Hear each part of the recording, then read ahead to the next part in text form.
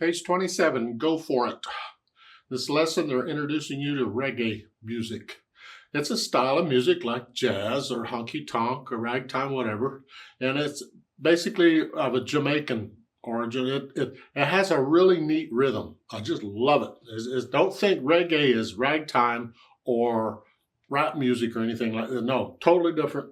But it has a syncopated rhythm like ragtime might have. So let's look it over. It's about 3 lines long. I mean, it's longer than that because of the DCL coda, but about 3 lines of music to deal with. Treble bass clef, 3 flats in the key signatures. So either we're in E flat major or C minor. If we look at the end, the coda, the end of the last line, you're here. You're ending on a C minor chord. I'm guessing we're in C minor. We'll know if it's C minor or E flat major when we get into it because the harmonies sound different. E flat major would sound like that, and C minor is different. You can hear a difference between a major and a minor harmony. Right hand first is just here. It's just 1, 2, 3, 4. 1, 2, 3, 4. 1, 2. If you don't want to be up in here, you got to do that. 1, 2, 3, 1, 2. And that's B natural in measure 4. Both of those are B naturals, and then measure 5 up here. 1. Okay. I don't see anything too tricky about the right hand. The left hand gets the melody. 1, 2, 2, 2,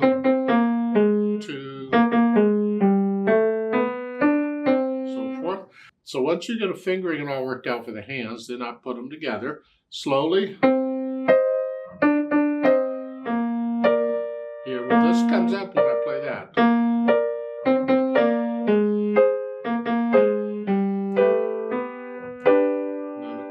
Fourth measure, now that's a half note.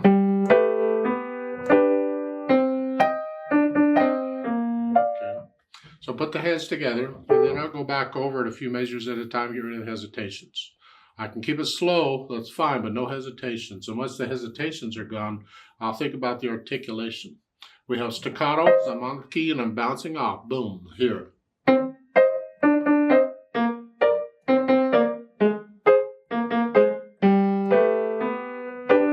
Measure 4, that's a staccato, that is not. Here. At the end, the coda thing is staccato. Staccato, and then an accent staccato. Just play a little louder and short. A little louder, not much. The last note. The accented note? Okay. Now once I have the articulation in, I think about the dynamics that applies to the melody. In this case, it's the left hand. It's moderately loud.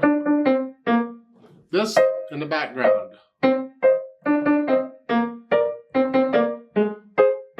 And then measure 4, you get a hit. I suggest you come down to maybe moderately soft and go up. You're going to go all the way up to loud. Loud. Yeah, it's just, you got more room to grow if you come down for the crescendo, is all. Not a lot of difference between moderately loud and loud. So I like to come down a little bit so I got more room to get louder. Now once I have the dynamics in, then I'll think about the speed. Very rhythmic allegro. It should always be a very rhythmic, but allegro's fast. And how fast? Well, I don't know. You have to experiment at different speeds.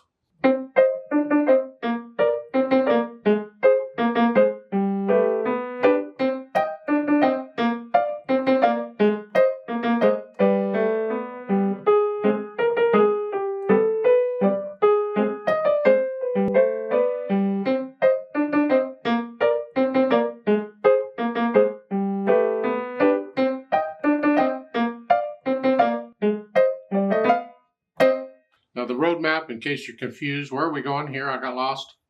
Well, when you get to the third line at the end of the measure 12, there's a DCL coda. Remember, DC means go back to the beginning. Yeah. And the coda sign is a circle with the crosshairs in it. And that's between measures 6 and 7, where the double bars are. When you finish measure 6, you immediately jump down to the coda and then play those last 2 measures is all. How fast you go, again, depends on how quickly you can play it accurately. You don't have to go super fast. Remember the natural accents. 1, 2, 3, 4, 1.